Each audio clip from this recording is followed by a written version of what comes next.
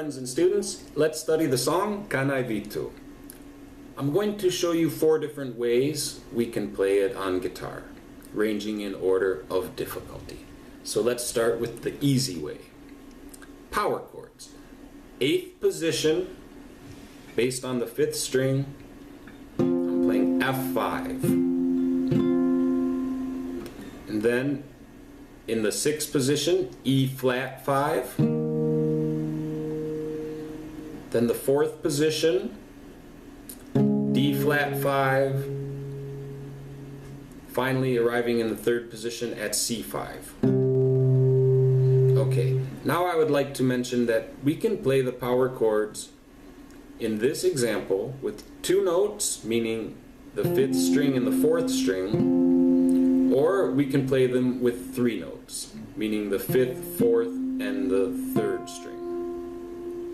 It's still a power chord, so this is an acceptable variation. And this 3rd note, namely the note on the 3rd string, we can accomplish that note by barring the 3rd finger or flattening out the 3rd finger. So in this example, the 3rd finger is holding or responsible for holding the 3rd string and the 4th string. Or you can accomplish a similar or the same effect by adding the 4th finger to the 3rd string. Okay, so now let's begin, and we're going to give it a try. Each chord will last for 4 beats.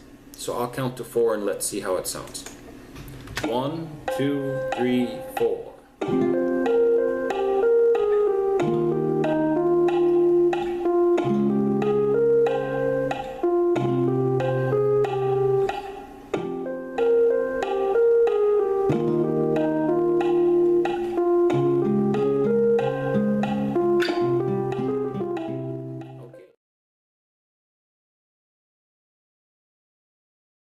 Okay, now let's add some extra notes and voices to these chords. Of course, we're going to be respectful to the singer and the original recording. Alright, so we'll begin with the F sus2. Then let's try an E flat 6-9. Then D flat major 7. And finally a C sus 7. Okay, I'll count to 4. 1, 2, 3, 4.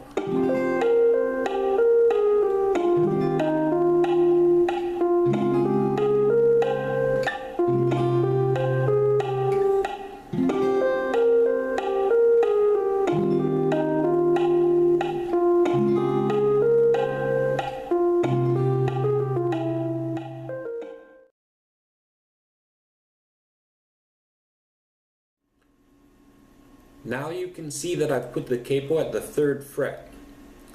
We're going to name all of these chords relative to the capo, so the name is going to change from what it was in the previous video segments, but of course we're still in the concert key, okay? That means you can play along with the recording. Alright, very good. So now let's give these new shapes names, and then we will discuss the right hand pattern. Okay, for the first chord I'm using D5. Now the next chord, let's call it D5 over C. Then moving to D5 over B flat. And finally D5 over A. Okay, now with the right hand I'm using thumb, index, and middle. Let's get in the starting position of having the thumb on the 4th string, the index on the 3rd string, and the middle on the 2nd. So for the first chord I'm going to play these 3 voices and count to 4. Now when we move to the next chord, the D5/C, here's the important part. Your thumb has to move to the 5th string. Okay? Now the index and middle finger will stay in the same position. And of course for the remaining 2 chords, the D5/B flat, the thumb stays on the 5th string, and the final chord D5/A, the thumb stays on the 5th string. So let's try it this way one time. Okay, I'll count to 4. 1, 2, 3, 4.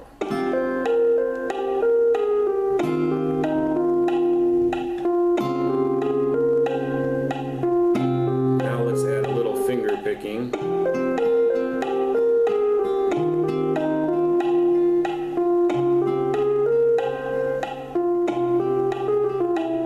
In this part of the video, let's adapt the background music or accompaniment figure from the original recording to our guitar. So this is quite a bit more complex. I want you to remember that you have the sheet music and the tablature, which will help you remember or review all of the right hand fingerings and all of the left hand fingerings. Okay, this you can look back at it at your own speed and at your own pace. Now, let's begin by demonstrating the chords in the left hand. What we need to notice is that finger 3 bars string 1 and 2 at the 3rd fret throughout this entire passage. So here is the first chord, D5. Now the next chord, D5 over C. The next chord is where we'll see a lot of motion in the left hand. D5/B flat.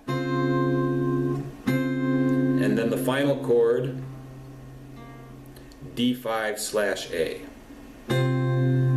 Alright, so let's see what just the chords sound like in block fashion. I'll count to 4. 1, 2, 3, 4.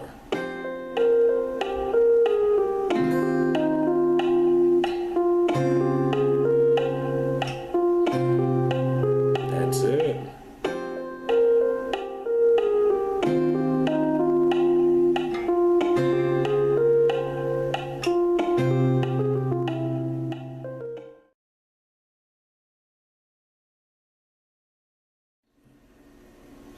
Now let's begin to add the arpeggiation or the right hand pattern. So although the notes and the chords change and the pattern is 4 measures long, we can think of our right hand pattern as being 1 measure long. So I'm going to demonstrate in this way. Okay, we need to play a 1 measure pattern, which is 4 beats, but each beat is broken into 2 units of 8th notes. So therefore we need to have an 8-unit pattern. So on beat 1, we're going to play P and I together. After that comes M-A. Okay, so P and I together, M-A. After that, I-M-A. So we're up to 6 units now. I'm going to review. P and I together, M-A-I-M-A. So that's 6 units. The last 2 units are I and M. Again, you can see this in the tablature and review it again at your own speed. So I'm going to do the whole pattern a few times in a row. 3, 4. 1 and 2 and 3 and 4 and 1 and 2 and 3 and 4 and.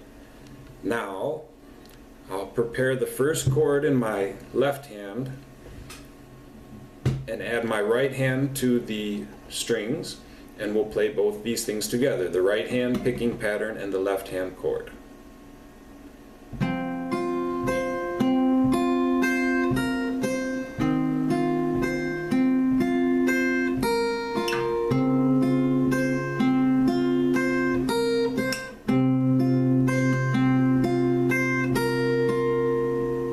Okay, so now let's see what that sounds like with the recording.